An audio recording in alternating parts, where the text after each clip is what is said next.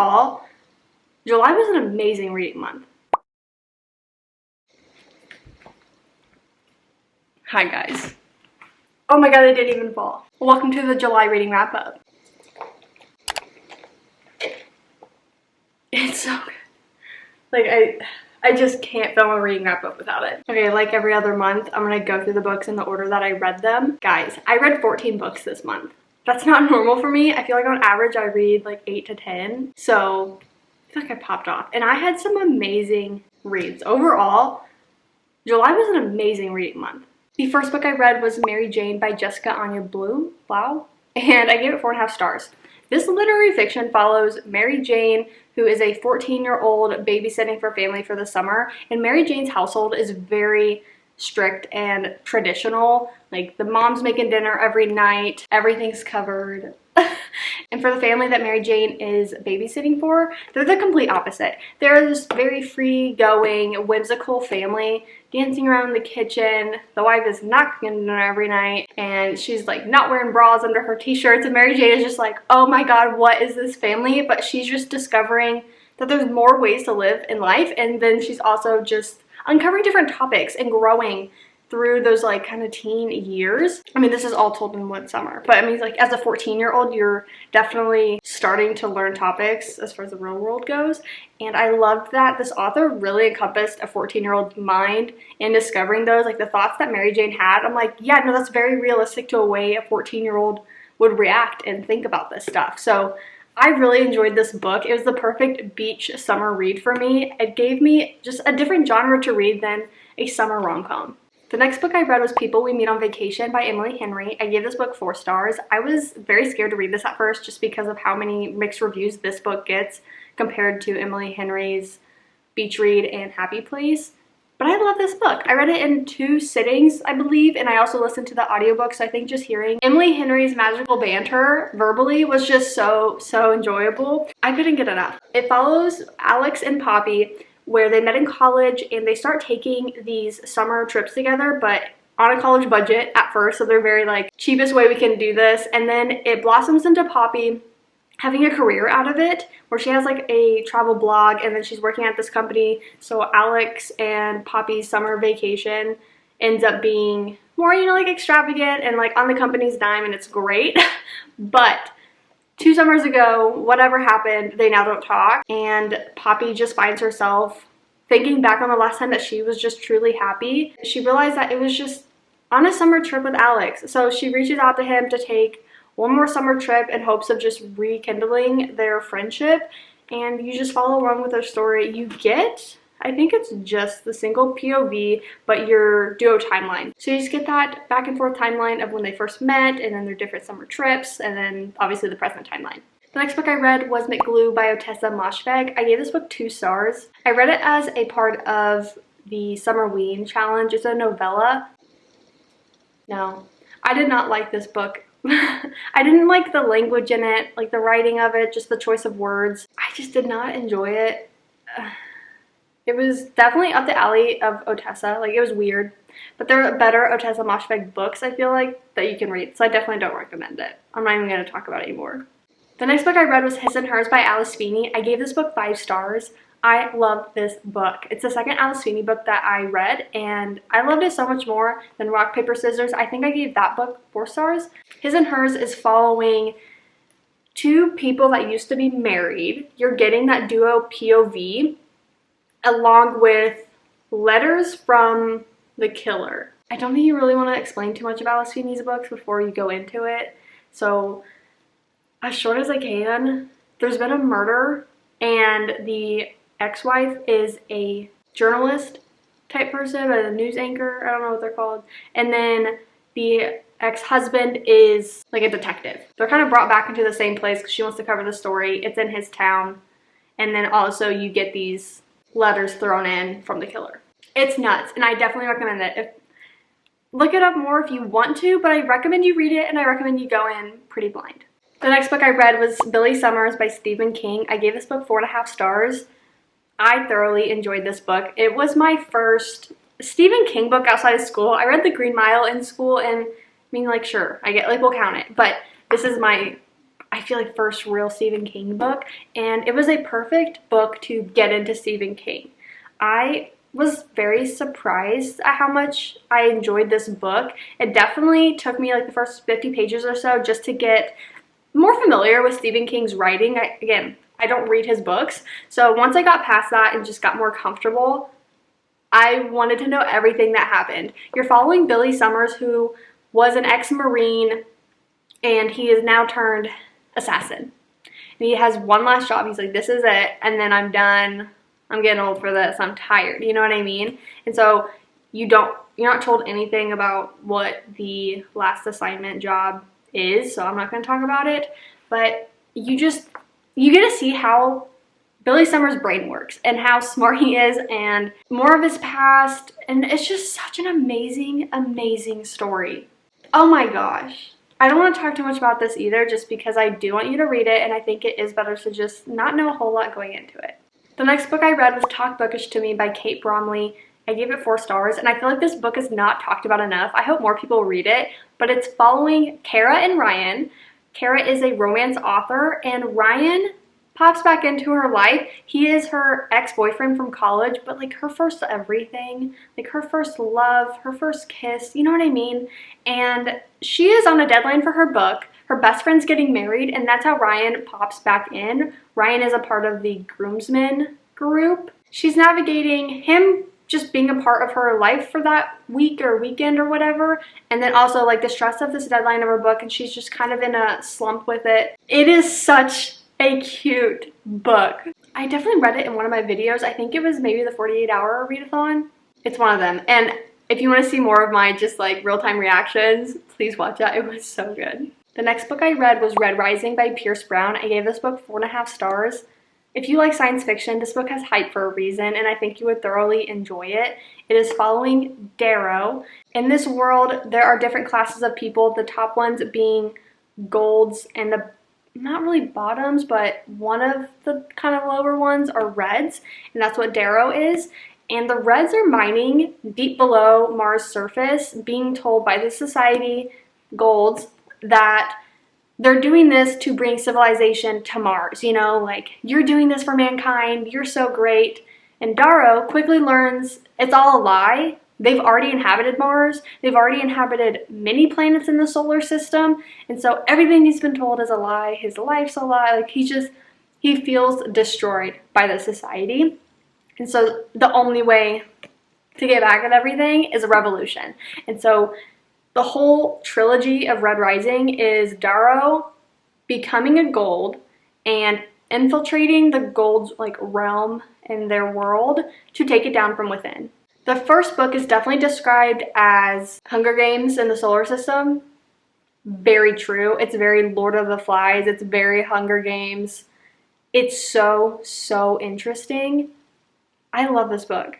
I also read the second book in the Red Rising trilogy this month. I did not read it right after, but you know, better placement here. It's Golden Sun by Pierce Brown. I gave it 4.25 stars. This book is obviously continuing Darrow's journey, and I think this book is like Ender's Game ran by people who need therapy and are just utter psychopaths. Period. You're getting Darrow just really developing himself into this gold society, and you see a lot more of Darrow's struggles in the different allies and connections he's made, because he's making all these connections, relationships with golds, and you see that internal battle in his head of like, I'm caring for these people, but I'm doing this for the Reds. I'm doing this to save people in the long run, and so you definitely see that internal battle with him. I'll also say that for a majority of this book, I found myself really just caring about the plot and the revolution and just how that story was going to develop. But that last chapter shook my world. I started caring for everyone. So if you find yourself in that similar position, definitely like continue with the book and just see how it ends and how you feel at that point. If you want to see more of my thoughts like real time, I have a weekly reading vlog going out this Friday. So that's where you get more. Next book I read was Cheat Sheet by Sarah Adams. I gave this book 4 stars. It is the perfect rom-com book. Oh my gosh. It's following Bree and Nathan. They're long-term best friends. He's now in the NFL. Bree is a ballerina, like teaching classes at the same, like in the same city that he's playing.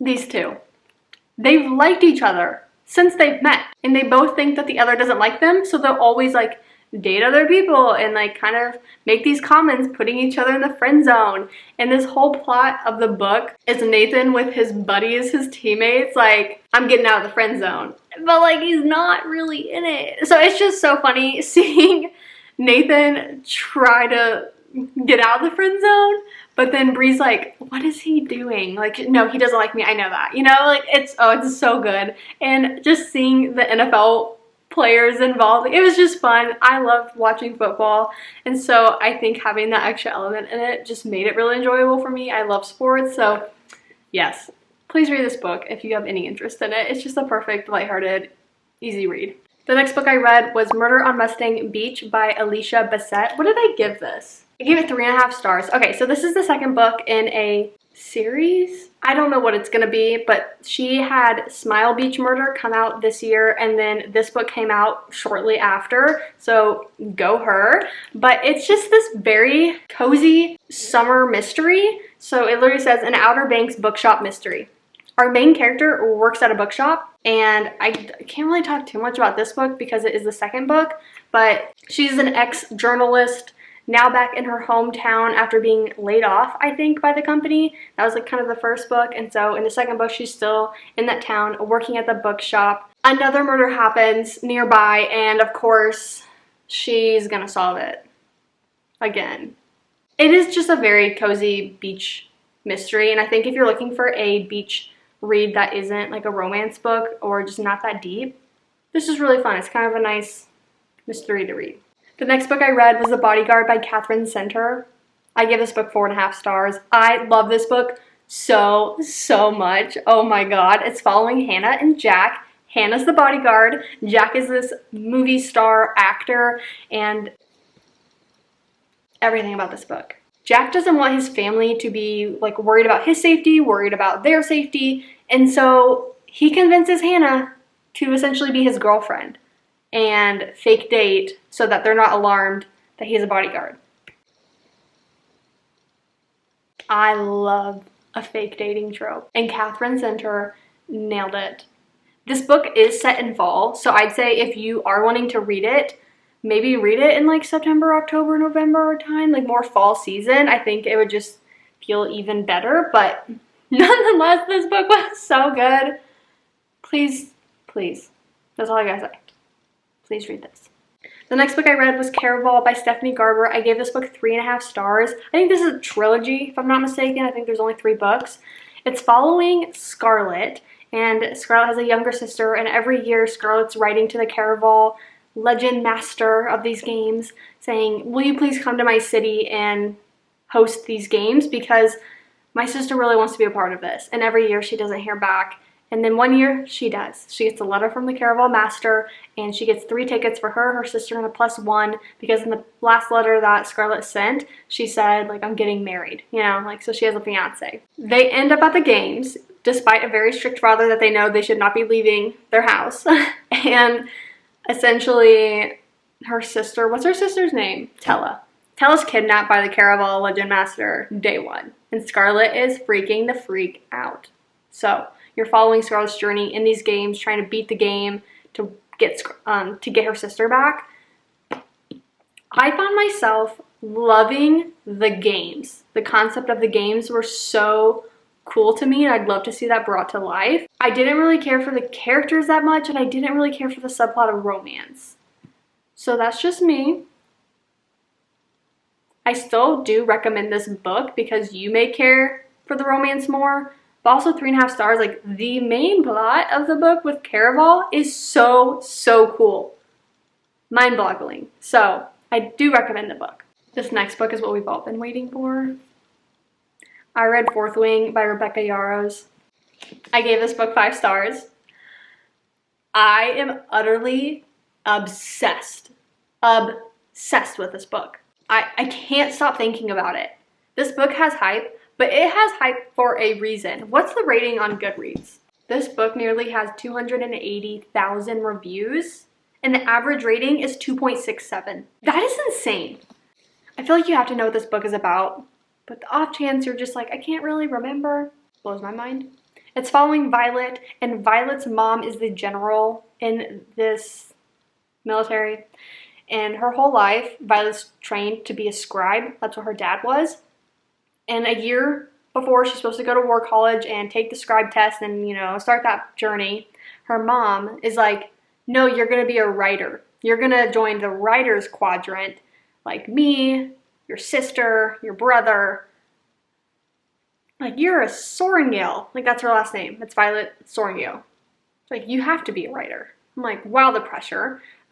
People only volunteer to be in the writer's quadrant because it is deathly. And in war college, you do not just like, if you fall, you die, okay? That's what I'm saying. Like, it's not just like, oh, accidents happen, you know, like, it's okay, we're playing with, like, dull swords. Like, no, like, you just die. So that's why it's only a volunteered quadrant. And Violet's just kind of thrown in there. Like, that's terrifying. And so you're following Violet's first year in war college, and you have her, like, longtime childhood best friend, Dane, that's there, surprised to see her on the other side. Like, what the hell are you doing here? And you got his, like, protective instincts kicking in, like, oh my god, but also, like, childhood best friends. And then the other kind of main character I feel like in this book is Xaden, and of course he's the enemy in the book. I just want to say two things. Xaden and Dane, Rhysand and Tamlin. Period. The other thing, hot take. Chapter 30, better than ACOMAF chapter 55. Don't come for me, okay? Don't come for me. But also, please read this book if you haven't. And if you have, please message me. Please DM me on Instagram or something. Like, please, I have to talk about this book to people.